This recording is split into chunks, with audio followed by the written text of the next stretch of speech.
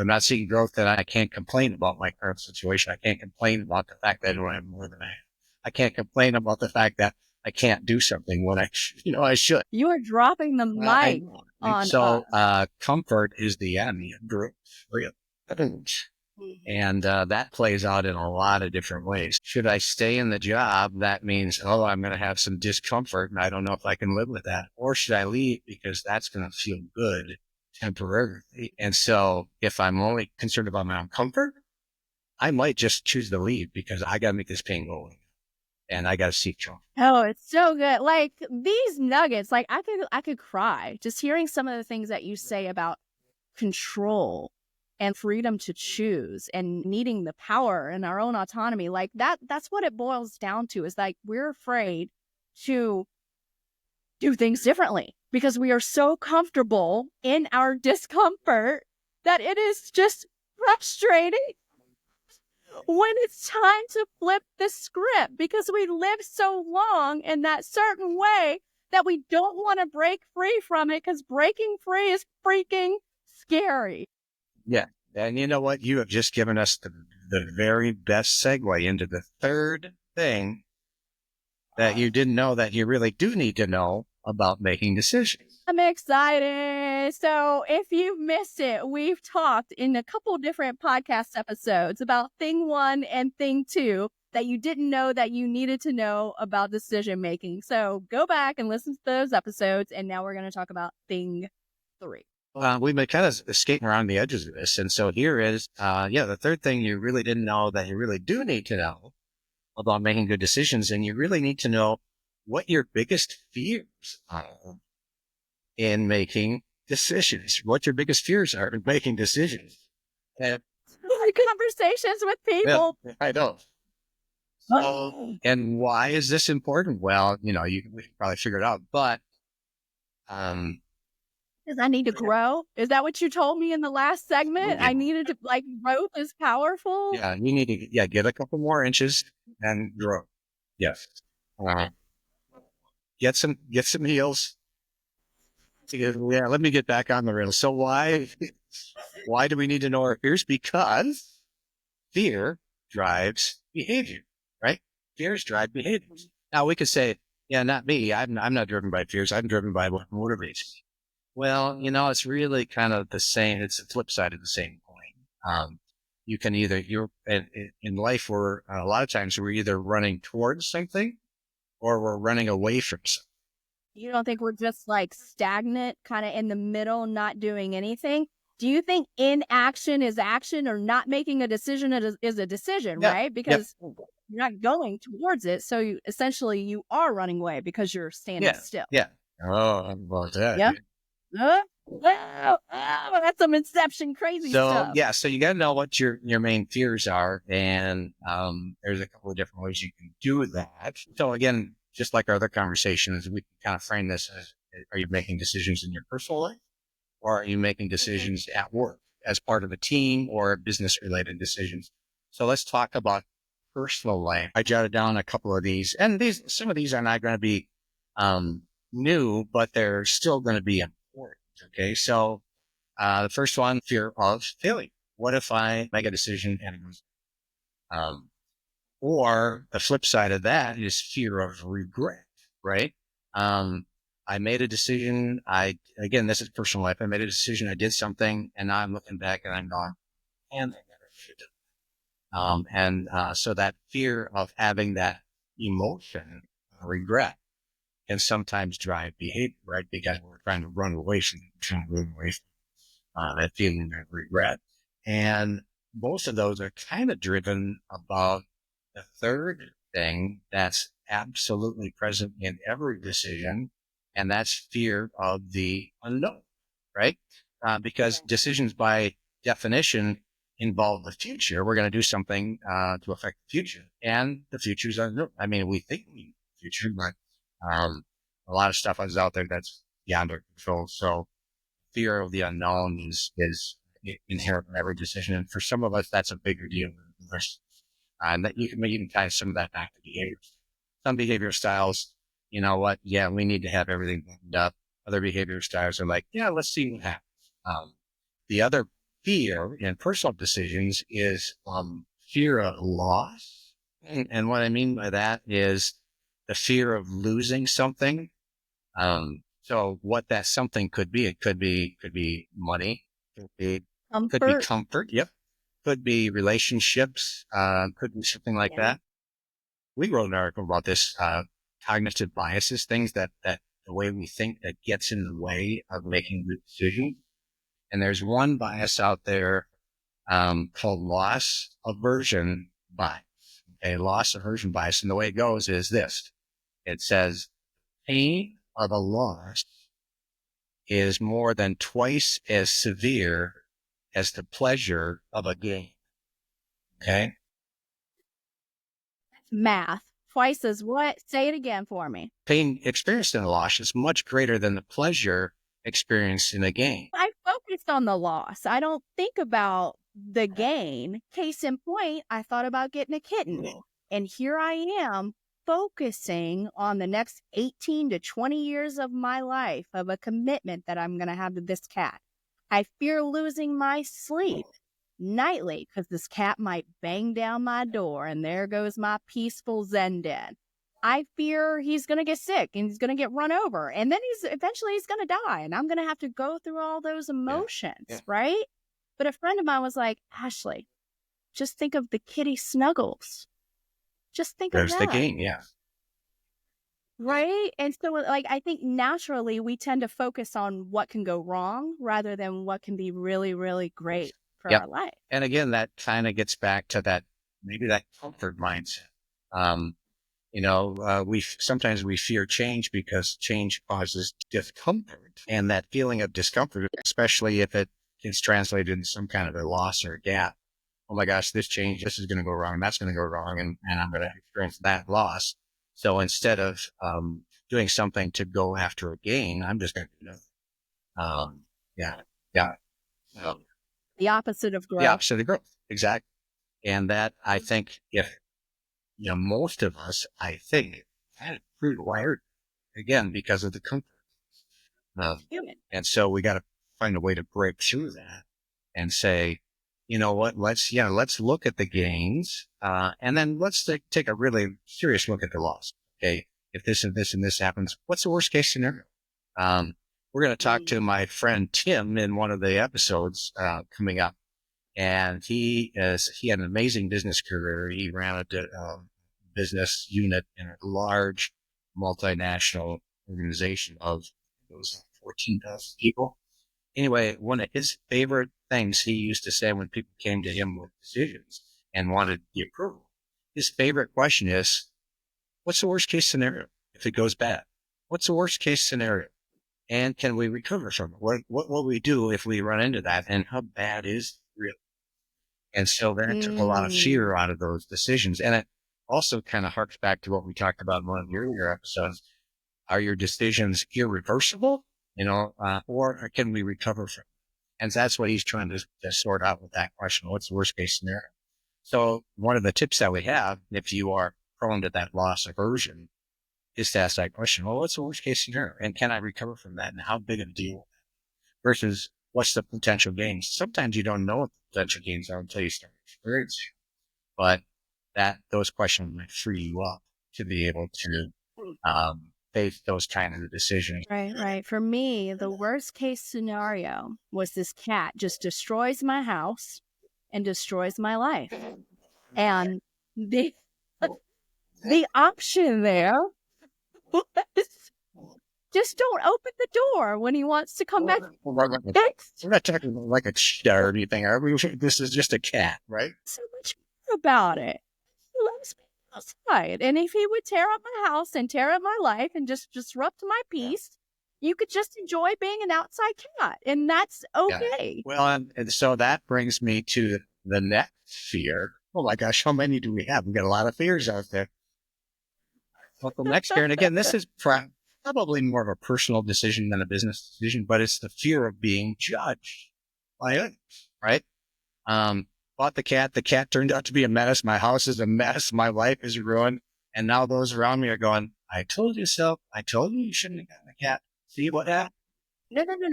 No. Here's where the judgment would come in. I made the decision that if he does XYZ, I'm not going to open the door to let him in my house and he could be an outdoor cat. I fear being judged. Oh, Ashley got this cat and now she can't handle it.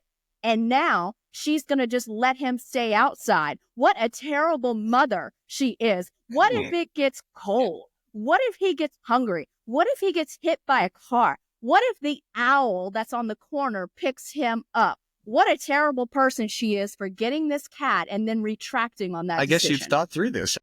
Oh, the thinker has not thought about any of this. Nothing Yeah. whatsoever. But you know what? Those little voices are always there, aren't they? For some of us. For others, they might not be. For sure. They're loud. And so recognizing that up front to saying, here's kind of the fears I am susceptible to. And like a lot of things in life, once you name them, you can do something. A lot of times in decisions, we don't do that. We don't name fears. And again, you're talking about a personal decision that involve pretty much just you, right? But there's other decisions that involve, others, maybe family members, maybe, friends and so forth. And so that's even hard. Yeah, so you're talking about like naming the fear, and when you name the fear, it loses power. And so far, we've covered 1, 2, 3, 4, 5 things, 5 fears that we have: failure, regret, fear of the unknown, fear of loss, fear of judgment. And to me, it's just all bad and all uncomfortable, and I feel it in my body. I don't know how to name it because it's just big and all encompassing. Yeah. So, we'll give you some anecdotes to those things, but I'm guessing most everybody will have some kind of deep embedded fears that they have to deal with in making decisions. Now, some people, like I said earlier, some people might say, well, what are these fears? I'm a great decision. So I'll rephrase it. So maybe it's not fear. Maybe it's discomfort. Maybe it's, just that little voice in your head that's questioning, that prevents you from being 100% committed to that decision. Those are all things that are potential stumbling. For example, you and I were talking about DISC last time. And so some behavioral styles are great with making decisions. They have no trouble making decisions, right? Because they have no fear. Because they have no fear. But if you dig deeper, you realize, guess what? There are some fears. So, for example, in DISC language, the D style, the dominant style, loves making decisions, can make them quickly and move on. They're happy to change course if a decision's not working. They're fine saying, okay, let's course correct and move this way. Yeah, because they don't mind taking risks. Yeah. They have a less fear of failure than other people. But what they do mind is in that whole process, losing control of a decision or losing control of something, like in a business decision. If a decision is made by somebody with that personality style, that DISC style, and it goes wrong and now it's time to pivot, that person may, their fear is they're going to take me off the project. They're going to put someone else in charge. They're going to make me work with this guy, that guy, and the other guy. And now it's going to be a team decision and we're going to ruminate forever and we'll get nothing. That's a fear of that style. So are we talking about D style, the dominant style, style still? Yeah. Okay. Fear of control, because then they might have to do things, loss of control, because they might have to do things they don't want to do. Or they may have to work with people they don't want to work with, or they may have to get approvals from people they don't need or in their own mind approvals, but they want to do. Okay. Yeah. Or the kind of the flip side of that fear is fear of the process dragging down to a grinding, slow, snail pace. So they like speed, they like results, they like to get things done. So when things are dragging, they're like, Exactly. So, I go back to my earlier statement. Every style, every person has something embedded that's going to cause them some discomfort or fear in the decision-making process. Sure. Would it be worth it, maybe in another episode, to go into what each of the DISC styles fear? Sure. What each of the segments of people would potentially fear? I think we have a handout about that. Yeah. Yeah, we wrote about some of that in one of our blogs. Okay. Maybe I'll link it in the show we can notes. come back and talk. So then, You can also say, okay, well, these fears are they logical or reasonable? Yeah, they are. If they are part of what's holding you back from either making a smart decision or making any decision at all, then yeah, then they're real. Um, Sometimes though, we take them too far and they become kind of irrational fears.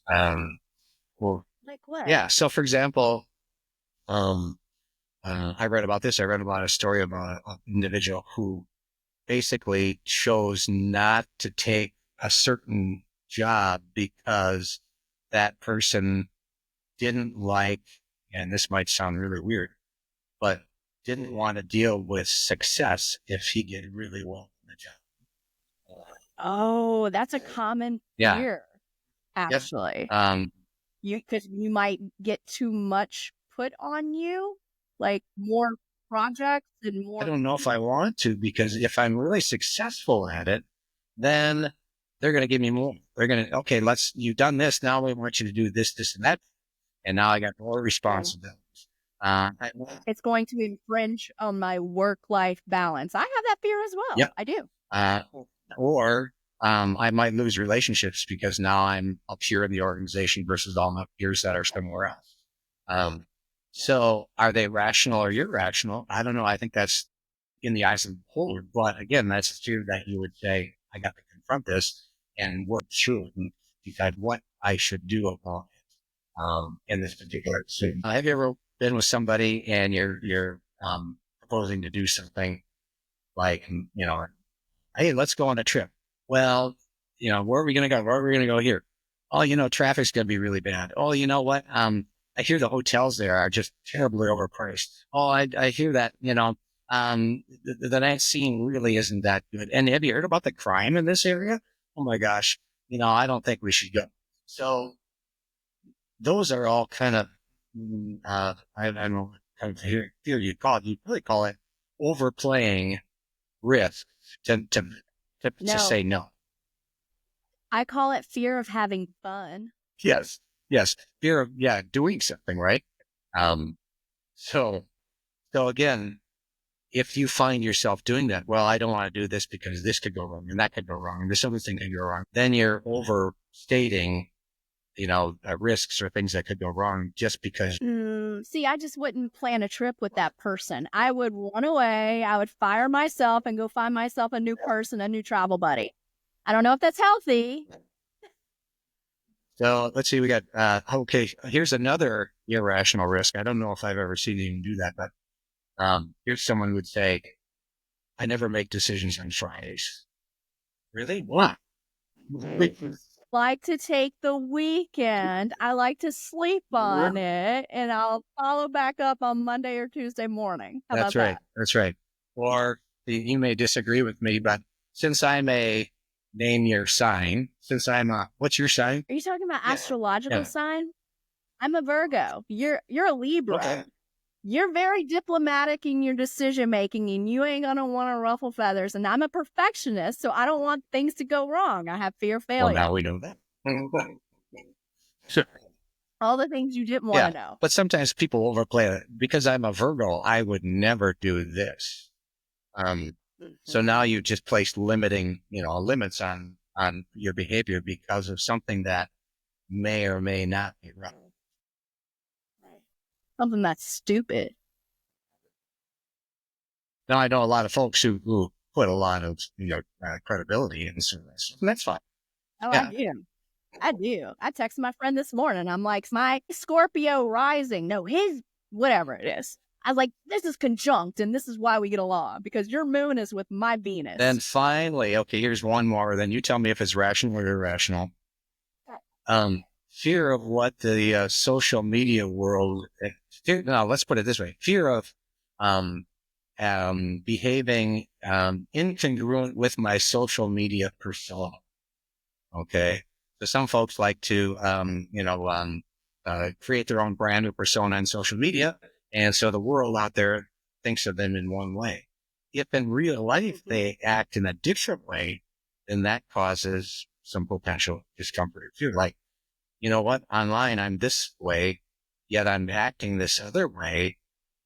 What should I do? Are you talking about the fear of being your true Yeah, self? yeah, yeah. If I've created a brand or a persona that's different than my true self, I'm going to have Mhm. because that incongruency is not.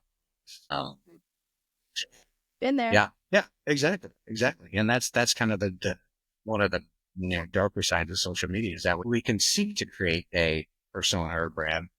And if that is, if this is our true self and our brand, our persona is way out here, then that gap is going to expose itself. I have a question.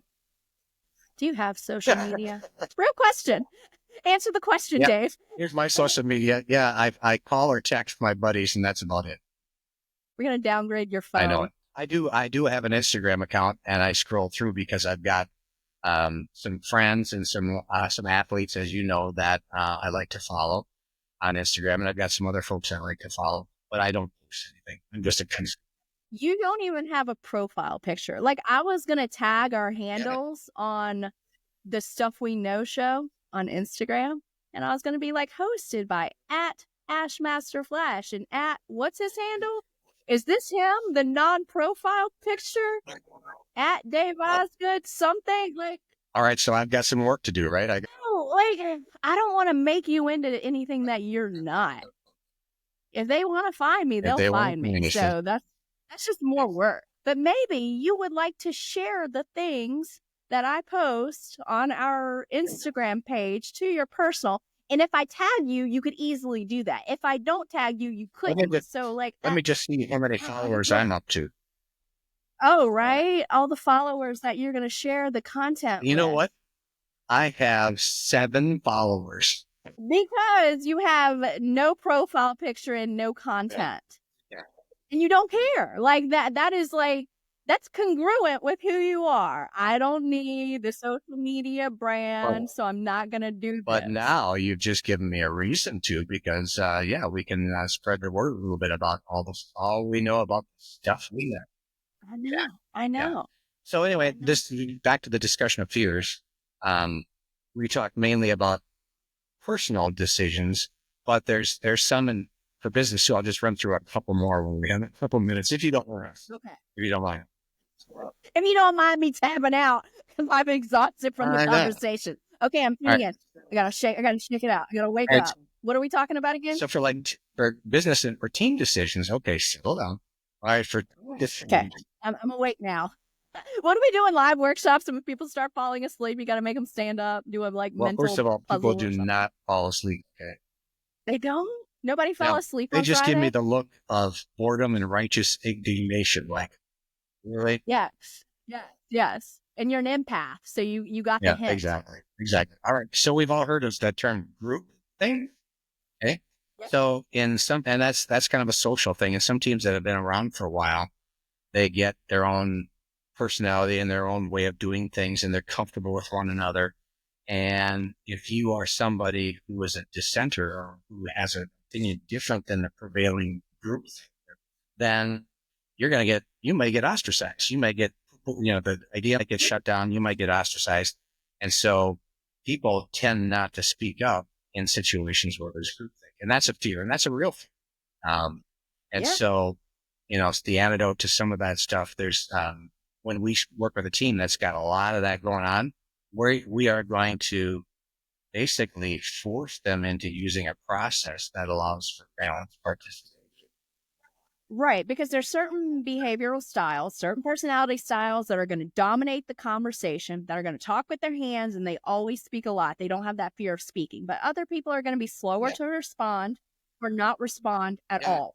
And so you're saying the process allows for everybody's input. Exactly. And then you combine that with a kind of a group, personality that kind of molds the way they do things or that serves the way that teams get to group things. Then that's a danger because it's going to point them down one way in a lot of decisions. Sometimes in teams, we have the formal power structure, but then we also have the informal power structure in a team. And so sometimes that's because of what like, hey, I represent this discipline, part of the business, my team, and I'm an expert, and you're not. So there's a little bit of fear that if I challenge that power and I'm not the expert, that I might get because the actual and we see that a lot in teams. Well, I represent, name your department. And this is why we can't do something because it's not going to work because of this, and that reason. So again, people may have a fear of confronting that, especially in teams where there might not be a lot of psychological safety. And so, so that we would raise the flag on that and say, okay, you gotta do something differently because you are narrowing the quality of the decisions you're going to make. You guys, and again, one of the antidotes is let's get some kind of a process going where it's going to minimize the chance for that. Yeah. Sure.